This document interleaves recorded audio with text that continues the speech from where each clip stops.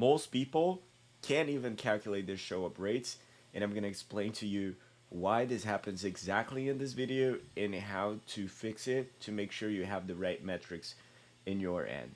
So without further ado, let's get going. A little bit of a background on me.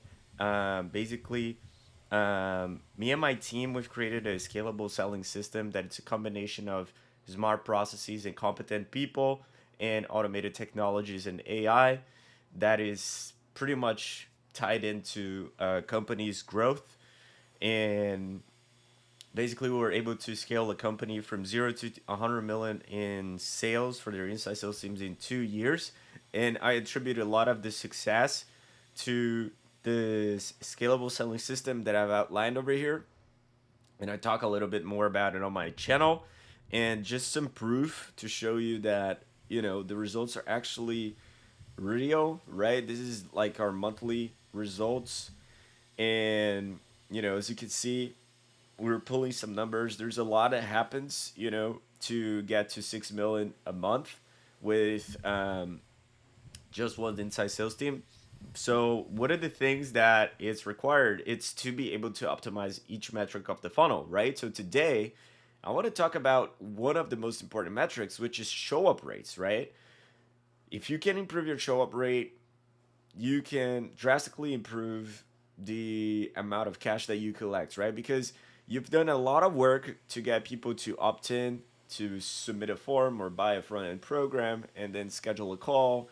And then at the time of the call, they won't make it, they won't show up. So basically, I want to explain to you not necessarily how to fix your show up rates, but first, how to actually get the right metric. Because I see so many people calculating show up rates in a way that, it coincides with the overall, common agreed way to calculate show up rates. But in fact, it's not necessarily the best way for online businesses in specific. So here is just a little bit of what I said of why we could scale. We have enabled technology and automations in the operations, and also invested in getting competent people and giving them smart processes to allow us to grow. And on the bottom part, it's manual and slow data, which we try not to have it on our end, and like a systems, right? And all of your growth is tied to your total addressable market, because if you're doubling a business and you're in the newspaper business, probably you're not going to make a lot of money because it's a shrinking market, right? So you want to be in a market where it's like constantly growing and it has a high total addressable market. So this is how most people calculate show up rates, right? One of the two options, they either get all the calls that showed, all the calls taken, and divide by the number of total book calls, and they get a show up rate. What is wrong with this way of setting it up? It's mostly because it doesn't really attribute the cancellations to the equation. But there's another thing also, that it isn't necessarily wrong, but won't give you the precise metric. So this is how most people calculate. They basically get all the calls they had scheduled in a day and all the calls they had taken in a day. They divide the calls taken by the calls scheduled, and they come up with their show up rate. Now, what people can do as well, it's they can get the calls canceled, and they can subtract from the equation, right, of the total number of calls booked, because that way you're removing from the sample size everybody that wouldn't be able to show up anyways for the call. Now, one thing to keep in mind, it's like, how are you tracking this? The thing that is going to make or break the way that you're tracking this data, it's actually the date variable, the date field. Because would you agree that all calls that were taken happen today, in today's date? They happen on the quote unquote now, on the present. However, all the calls that get scheduled today, they may not necessarily be scheduled to start today, right? They may be scheduled for tomorrow or 2 days from now.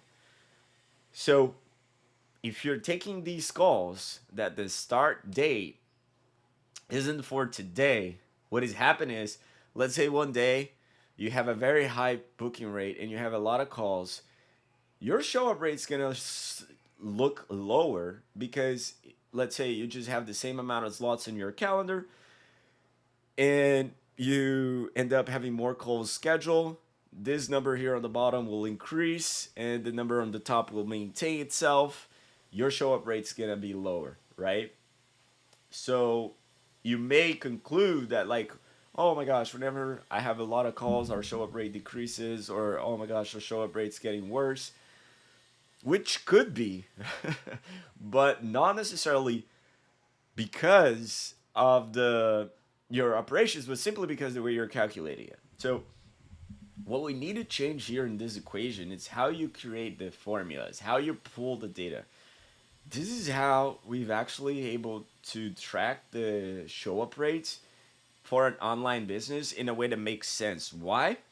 Because what we're doing here is we're mapping all the date fields. We're mapping all the activity that would happen in today's date, and then we're pulling the show up rate. So basically, what most people do is they get with this um, variables here, they get the time that the call was booked, right? So if, let's say, the call was booked today, they take this into account in their equation. Now, what I'm asking you to do, it's like, do not just put the calls that were booked today.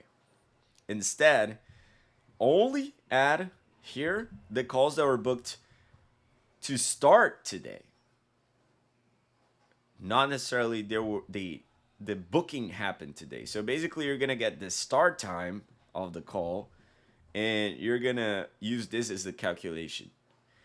And for the cancellations, you're gonna get the start time of the call that was canceled and use this as the cancellation. Because what happened is, now what you have is basically, if you think about an in-person event, it's easy to calculate the show up rates because the event is happening on that day. If the person shows up on the next day, they missed the date, right? So it's easy to, let's say you had 100 people scheduled for a webinar and only 50 people showed up. Your show up rate is 50%. Now, on your funnel, you want to do the same thing, right? You want to only get the people that you want to take this as the call taken, right? As you know, it happened today, but you only want to put in the calculation all the calls that were booked that the start time was for today. You don't want to put all the calls scheduled at that day.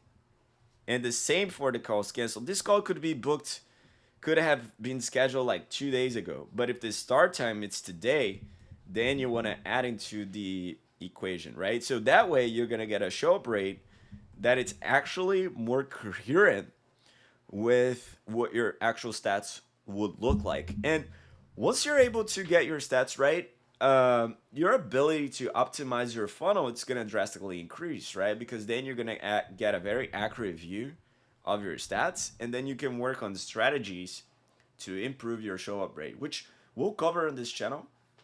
So make sure you stay tuned, and if you enjoyed this video, just give me a like, give me a sub, and share with a friend that currently has an inside sales team, is looking to scale their team, it's looking to automate their data tracking, because that's going to be very valuable to them.